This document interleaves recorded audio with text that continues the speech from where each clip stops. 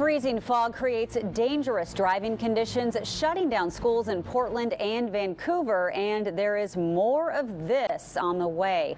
Welcome to KOIN 6 News at noon. I'm Jenny Hansen. We do have team coverage. Meteorologist Riley O'Connor is tracking what's next. Brent Weisberg is in Vancouver, but first, Cor Harlan is live at Sylvan Elementary, and Cor, a late call for Portland Public Schools.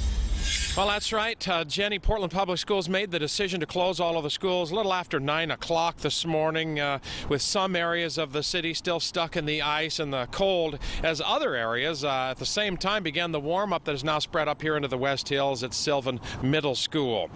Students earlier today at Rosa Parks School were greeted this morning with the school closed for the day signs after the initial 2-hour delay earlier this morning, and that has meant alternative plans for parents and guardians of 47,000 kids in the Portland Public Schools system.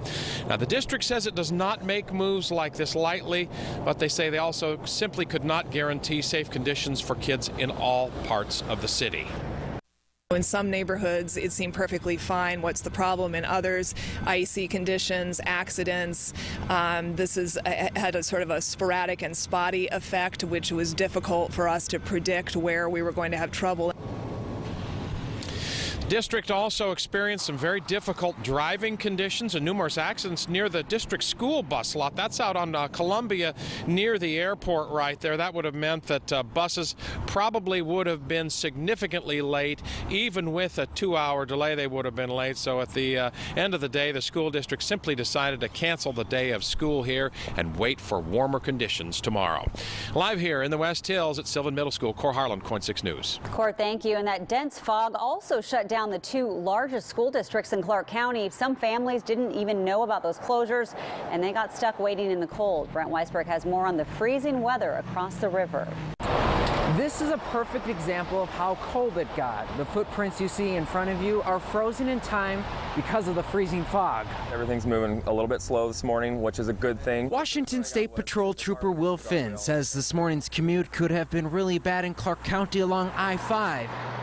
But luckily, drivers did a good job of taking it easy. This morning, things may be a little bit slower, but things are moving quite well. He says most drivers are getting into the routine of these cold mornings and slippery conditions. Last Friday, we had quite a commute. We responded to over 84 collisions within a 6-hour period. But today's freezing fog was severe enough that several school districts in Clark County shut down or didn't even open. I went inside. The first thing I did was call home. Caleb Fabinar didn't even know about the closure at Evergreen High School until he got here and talked with the janitor. She said the school was closed. It's really, really cold. Angela Twist and her father thought that school was going to be delayed. They still drove here, but it was a slippery commute. It was slick. Dwayne Twist grew up in Minnesota, where today they're dealing with sub-zero temperatures.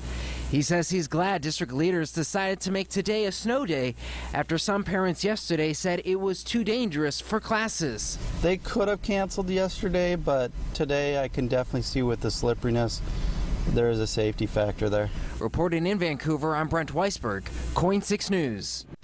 And given the cold weather, a stage 2 burn ban in Clark County, not great timing for a lot of people. Officials say fine particle air pollution levels have risen because of cold nights and limited daytime ventilation. So the use of all fireplaces, wood stoves and inserts and pellet stoves is prohibited until that ban is lifted. Now, if wood burning is your only source of heat, you are exempt, but you're asked to burn as clean as possible. We want to check in now with meteorologist Riley O'Connor. And Riley, it looks like things have cleared out right now.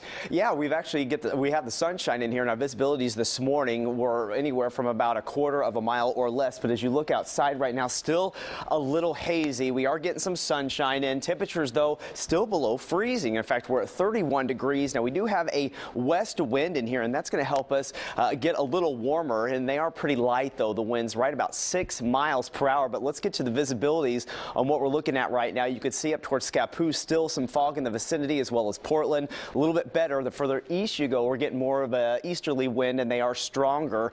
But as we go down towards the south, notice McMinnville and even Salem at this hour dealing with some dense fog. Now, we did have a dense fog advisory, but the National Weather Service has allowed that to expire. So as we plan the rest of your day today, still going to be chilly to the mid-30s. We'll cool down, but I am going to be watching for the potential for freezing fog to redevelop tonight, and that is going to bring possible dangerous situations tomorrow morning once again. So let's talk about what we're going to be looking at in our weather topic. So want to watch this tonight, and tomorrow we're going to be talking about rain and freezing temperatures in the morning. Now, we're going to have to watch this very closely to see how this is going to time out, because some of us could see the potential for some freezing rain coming in for tomorrow morning. I'll talk more about that in detail and let you know what we're going to look for in the way of precipitation and how much we're going to get coming up here in just a few minutes, Jenny. All right, thanks, Riley, and stay with Coin 6 for the latest developments. You can download our app, watch streaming newscasts online, or